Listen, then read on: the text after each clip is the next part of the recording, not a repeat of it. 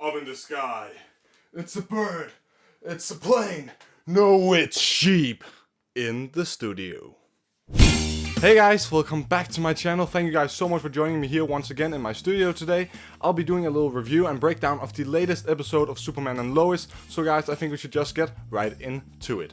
So guys, the episode starts off how last week's episode ended, with the Kents moving back into the farm in Smallville. And here we really have a Lois Lane montage. It's her narrating and doing the voiceover, and it's really, a her moment. We kind of see the whole situation from her point of view, and it's something that I think is really interesting to see. And already here we do get a great scene of Clark flying down from the roof of the barn, to get a wrench from his boys, and his boys, they're just, they're not used to him being Superman, so they're like still surprised, and I just love the faces they have. It's pretty darn cool. But yeah guys, the boys, they're getting ready to go to school. They're still really hesitant as to what Smallville has to offer for them at least. And John, he's really focusing on his football, whereas Jordan, he's really focusing on learning what being a Kryptonian really means, and that's really what this episode kind of explores. Now here we do pick up on some conflicts from last week's episode. Clark doesn't really want Jordan to go to school since, remember guys, in last episode he had an ocular release of energy, or heat vision. That's kind of like the fancy term, but yeah, Clark just wants him to stay home where he's safe so that he can learn him to harness his powers correctly. Now, of course, this is something that really upsets Jordan and kind of becomes the premise for this episode, like Jordan and his father actually getting to bond, because those are kind of the two, that has the biggest problems with each other, and this kind of becomes the premise for the entire episode. Clark wanting to bond some more with Jordan, he's always had it easier to bond with Jonathan than Jordan, so this kind of becomes the premise for him. But also John's football and bullying is kind of the premise there, so it's kind of like two sides of the brothers. They're kind of splitting up and having this divide put between them, which they're not used to, and that's kind of what this episode is all about. Lois, she's taking John with her, she's driving him to school while she has to go to work, but Clark, on the other hand, he's taking Jordan to the Fortress of Solitude to explore his Kryptonian heritage, which is the title of this episode. Now, at first, Jordan doesn't really know what it is he's doing, at the Fortress of Solitude. He doesn't really know what it is, but quickly he becomes really excited about it and wants to learn more. And here we do get this really great and emotional scene from Clark, explaining that after his father Jonathan died, he didn't really know who he was, he didn't really know how to tackle it, so he came here to get some answers about his heritage, being the last son of Krypton and all of that stuff, and it really helped him to form his identity and find out who he was. And he's really, certain about this fortress, it could also help Jordan to become the man he's supposed to be and help him find his true identity. Here we do also learn that the crystal that Jordan received last episode from Clark's ship is actually not kryptonite like I believed it to be. It's actually a thumped stone crystal, which is kind of like an alien USB drive with all of the history, and lore of Krypton kind of being on there, and all of the history of its destruction, and Clark coming to Earth and all of that good stuff. It's all on there. So basically imagine like an alien USB drive. Now Clark knows that this is actually really much for Jordan to consume, just in one go. So Jordan, of course, he goes ahead and asks his dad how he did it, how he coped with all of this, knowing he's from another planet and getting all of this information. Clark said he got some help from his father, but not his adoptive one. Actually, it was his biological father, or should I say, the hologram of his biological father? That's right, guys, Jor-El is in this show, and it's just so insane. I literally screamed of joy when I saw this. It was just so cool. I hoped he might show up, or we would get some nods to him in the show, and now he's finally here, or at least in hologram form, or holograms, as John calls him later in the episode. It's so cool he's finally here, and it's something I find very interesting, and I'm really looking forward to seeing more of him. I do hope we see some more of holograms. Now, as for John, back at school, he's kind of having a hard time getting around since he doesn't have his brother to rely on. They kind of relied on each other and helped each other around, even though John was kind of the more popular kid since he plays football. But yeah, he's still having a hard time adjusting to this new school life. But of course, Sarah is there to help. If you don't know from last week, Sarah is the daughter of Lana and Kyle's, Clark's first, school crush. So yeah, she's just helping him around, getting him adjusted. But here, John really runs into some problems. See, he's been missing his playbook, which he needs to learn the tactics of the school football team in order to audition for the team as the quarterback. But here we do find out that John was sabotaged by Sarah's boyfriend and her friends. The guys that John and Jordan, they attacked in last week's episode at the end, at the party. So yeah, he's been sabotaged there, which was kind of oh, yeah, that's a bit of a tough one, buddy. But of course, John still goes to the football auditions to show how good he is at playing football. Even though he hasn't really learned the tactics from the player manual since he didn't really receive it, he still goes because he still wants to have his chance at becoming a football star. And now it doesn't really go the way John wants. He messes it up, to be honest. Yeah, that's not really anything there. He messes it up, totally. But it's not really going that well for Jordan either. You see, back at the Fortress of Solitude, Clark is running some tests on Jordan, testing what powers he have inherited, how strong he is and all of that good stuff. But it actually seems to be the case that Jordan really don't have any powers. And I'm like, what? Last week we saw him use heat vision. So, what? But yeah, as Jor-El explains, it seems that Jordan has way too much human DNA to allow him to actually, be a full Kryptonian, since he is half-half, but it seems like his human DNA have gotten the better of him, and it's kind of blocking him from being, all-powerful like Clark. He can't really absorb enough of the sun's energy in his cells to, use the powers on a full-time basis like Clark can. It seems that it's only when his emotions get out of control that these powers come into play. But this is something Clark, he kind of addresses later in the episode. He kind of thinks he can train Jordan to kind of get these powers out of him so that he doesn't have, to only get them when he's really emotional. So Clark, he really wants to move forward with training Jordan because he do believe that Jordan, his powers, like they can emerge like it did for him and actually be there on a full-time basis. As for Lois this episode, we really do get to see that investigative reporter side of her. We do see her at the cafe when Lana comes in to invite them over for barbecue. She's already, writing a story about how evil Morgan Edge is and all of the bad stuff he's doing, and that's really what her story becomes this season. Like, she's trying to get him down and she wants it done,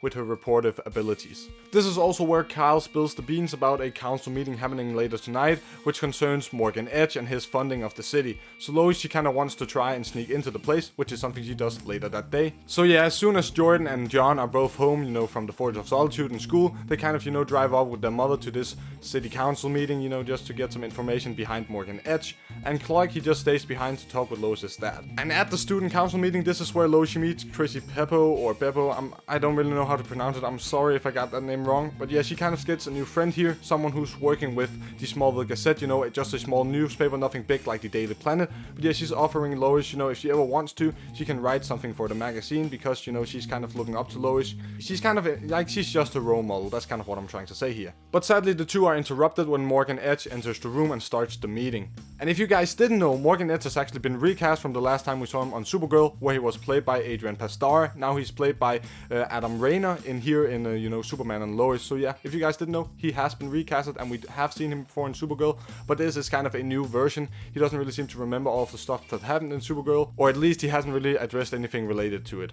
But yeah, Morgan, he's kind of manipulating the whole situation and manipulating the audience and the crowd. He's saying, I'm here to save the city, I'm here, to help this town out, I want to give people better salary. But yeah, Miss Lane, you could be right, I'm just not helping at all, so I could just, just leave with all my funding, not help anyone. And so yeah, he's kind of manipulating the situation to put Lois in a bad light and kind of for himself to be like this god figure coming in to save them all. It's just all bullshit, to be honest. But this is not Lois's only problem, as back at home, John, he's just tired of everything, him having to move away from his friends and girlfriend, and just, being in Smallville. It just really, life isn't really working out for him, and Lois kind of feels that. As they both have a connection, they both feel like they left their lives in Metropolis for something better. So you really see that John, he's kind of like mommy's boy, and Jordan is kind of like daddy's boy. They're kind of the two caterpillars of the family, the Metropolis part, the Smallville part, and it's just kind of a cool mix of. But Lois do tell John that he is a really, really good brother for giving up everything in Metropolis just to help his brother find a place to like be himself. And yeah, it really is a selfless thing to do, and I was just really proud and really felt like that speech really, really worked, and it was just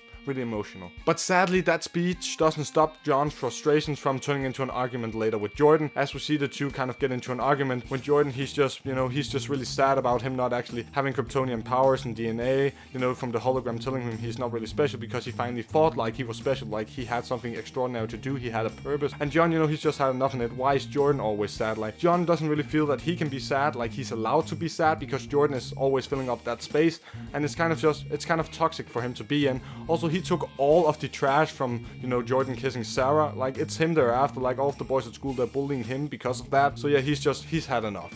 But Lois, being the good mother she is, she breaks up the fight and is like, guys, we need to support each other more than ever before. We should not let this split up our family. We need each other the most at this point in our lives, and that's right now. And it's just, it was just nice to see, like, the acting and just overall writing this episode has been really, really solid, especially in, like, the conversations and all of that. I would just say, like, it's some of the best CW writing I've seen in a while. So yeah, this show is definitely getting better and better and better. Also, the cinematography, it just continues to be so beautiful. This show, it's just, you can really just see that this is the CW on the next level. Like, they've really just upped everything, and that's something I'm still, standing by, and I'm really, really happy with. Now that we've talked a little bit about Clark and his family, I want to talk a little bit about what have Superman and Lex Luthor been up to this episode. Let's start with Lex. In this episode, we kind of see Lex running around, breaking into different black market places to try and get kryptonite for his armor, and he's kind of breaking into a lot of different places, but he can't really find anything to help him upgrade his armor. And we do learn that his armor has taken a lot of damage, and his ship is beyond repair, like it can barely fly.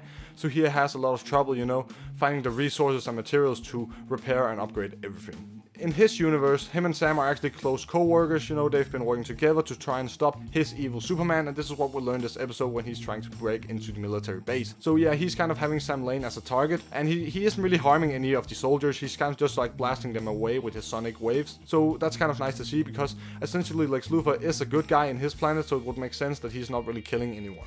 But he manages to break into Sam's room, and he just wants to talk to him, actually. He's just telling him how they're like close where he comes from, they're friends, like they've been working together, and he hands him over a necklace with a Superman logo on it. It's not the same Superman logo that Tyler Hoechlin has, it's kind of a different, you know, more classic emblem, which I thought was a really cool nod. But on the back there are some numbers, which I'll get into in a minute. Now the two are kind of interrupted by Superman, you know, the real Superman, who flies in to try and save Sam, and he kind of, you know, he literally just beats Lex to a pulp, like he's just going full at like Hulk rage, just yeet yeet yeet. But here we do find out that this is actually not Lex Luthor. He's just, you know, modified his suit into a drone, since this was kind of his last trick up his sleeve, was to, you know, to get some help from Sam. So yeah, Clark and Sam, they don't really know what to do from here, like they don't know how to like get another lead on him, and Lex, he's kind of just going undercover, you know, staying silent for a while. But as for the family barbecue this episode, this was kind of like one of my favorite parts of the episode. It was kind of cool, you know, we see Lana and Clark catch up, where they're kind of like talking with each other, and it does seem that Lana, she's kind of flirting with Clark like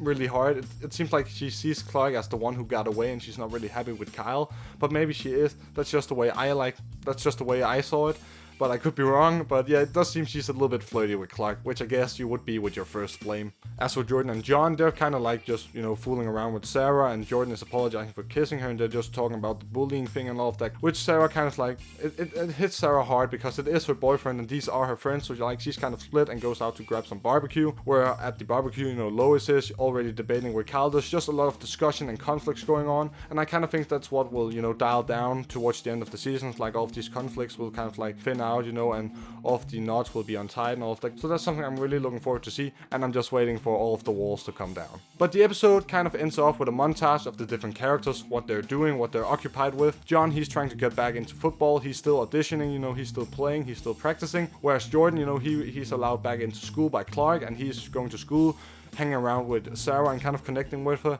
and I do hope they become a couple at the end of the season, because I really do like their chemistry.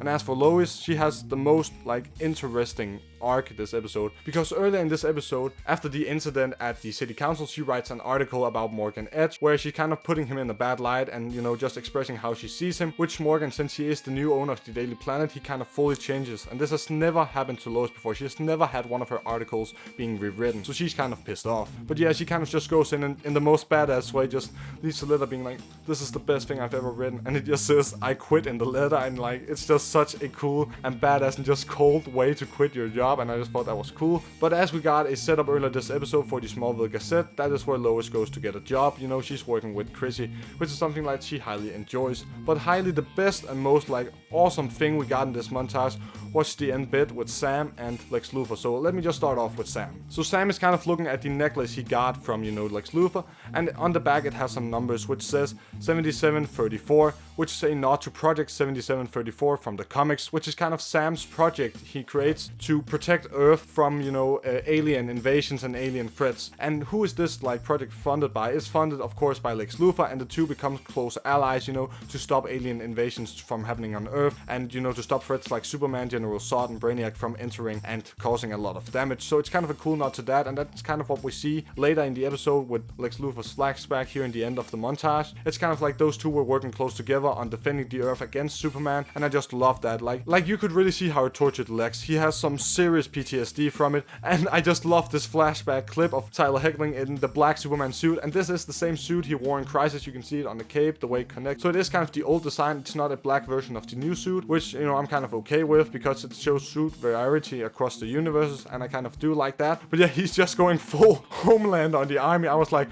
what, they actually showed it? Like, he's lasering off their faces, guys. Like, it was insane. Like, what the f was happening? It was just crazy, and I'm just like really surprised that they showed it. But yeah, here we do get why Lex sees Superman as such a threat and why he wants to stop him on Earth. So this episode really did a good job exploring his motivation and just overall hatred for Superman, and I'm just really excited to see next week's episode, because like I'm really hyped for this train. Like, I'm on the hype train for this show, and I think it's definitely a good Superman show so far. That and WandaVision is kind of the only superhero shows I kind of watch now. But yeah, the ending scene is Lex, you know, he's going undercover in civilian clothes and he wants to get some new resources so that he can obtain some kryptonite and other materials. So I'm kind of really looking forward to where they will be going with that, if you kind of, you know, get the classic green and purple suit or whatever is going on. So guys, this is just, it's so packed, and next week's episode and all the other episodes looking forward, I think it's just gonna get better.